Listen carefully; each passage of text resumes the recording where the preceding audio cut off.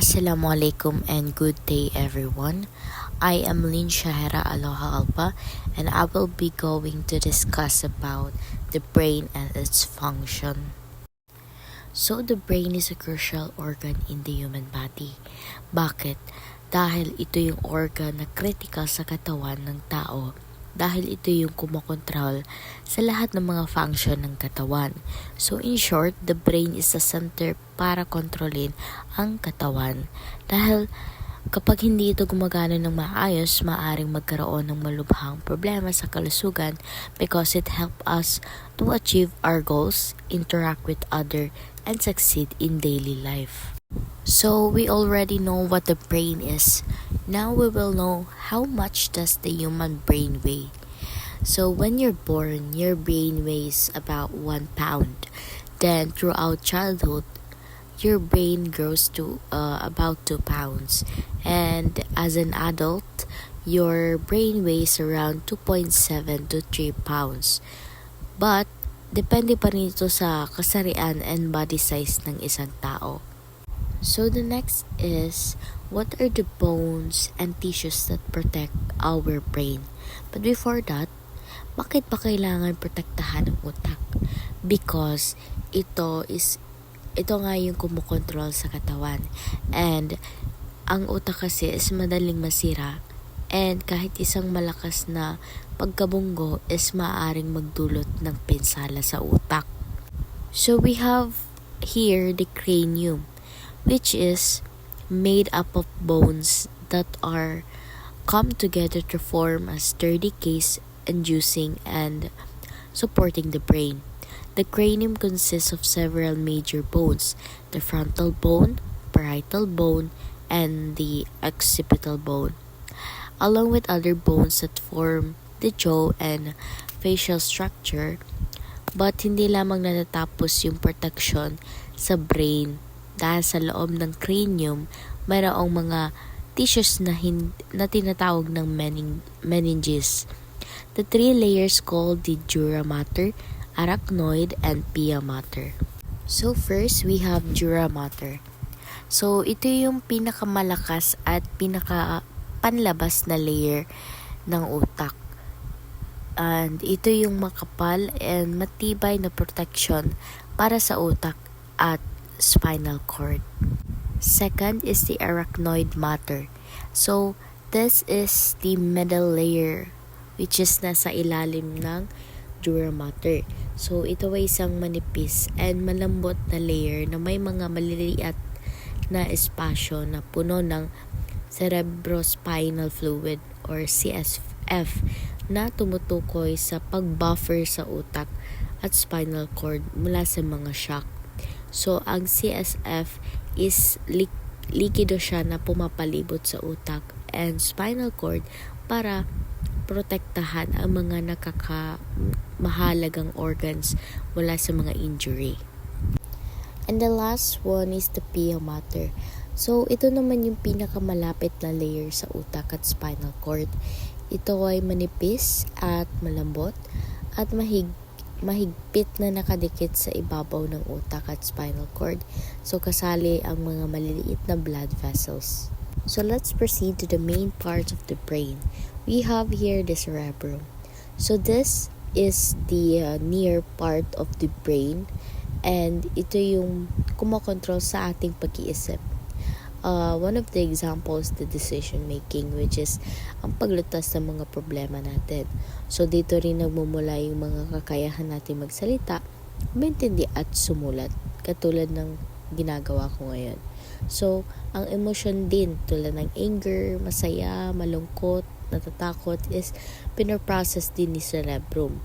And also the senses, which is mga information na natatanggap natin sa pandama or feelings.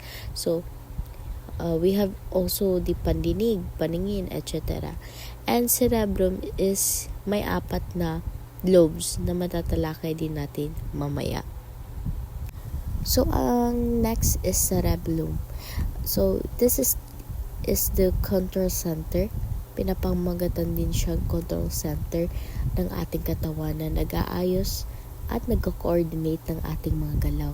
So matatagpuan dito sa ilalim ng cerebrum, sa likod ng utak, which is ito yung nagko-coordinate ng mga balance, posture, example, writing or playing instrument, and eye movements.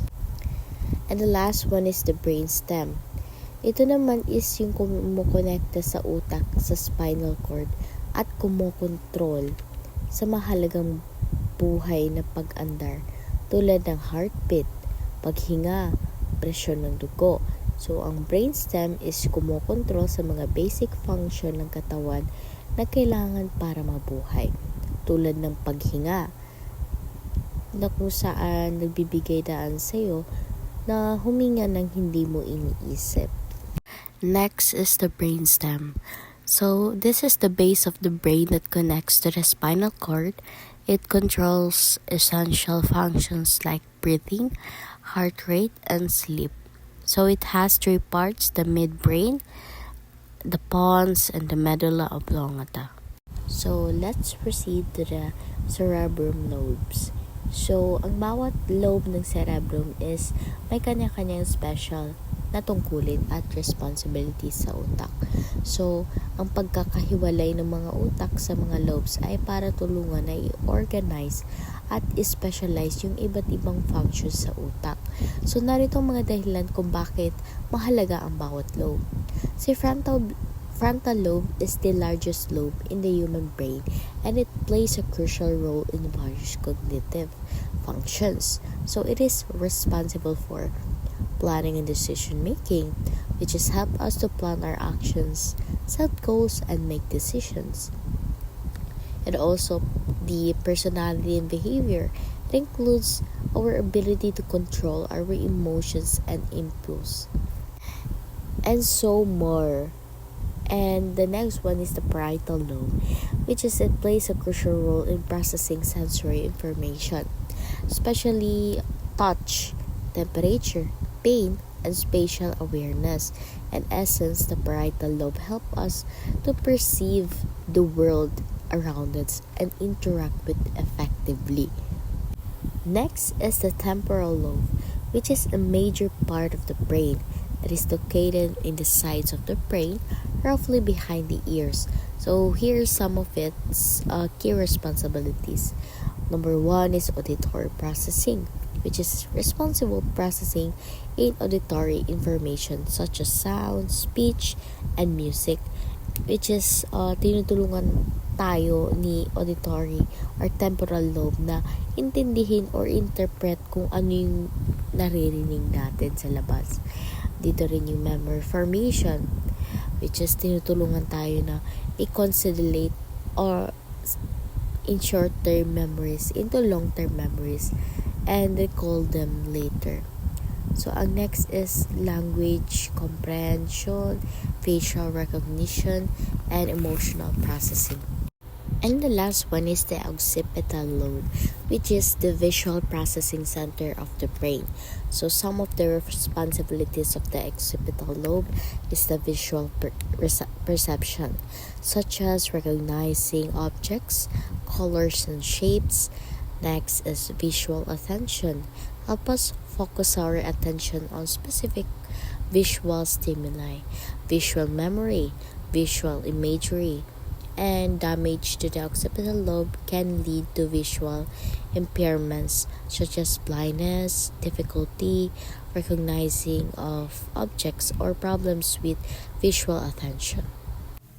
The limbic system is responsible for emotions, memory, and survival instincts.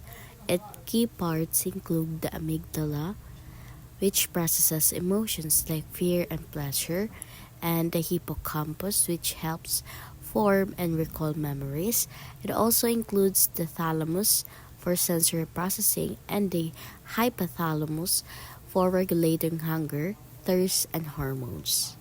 The brain controls the body by processing information, regulating emotions, memory, and thoughts, and managing vital functions like breathing, movement, and senses. So, kapag nagkaka-function yung brain natin, it enables to do the thoughts and decisions, memories and emotions, movements, and many more.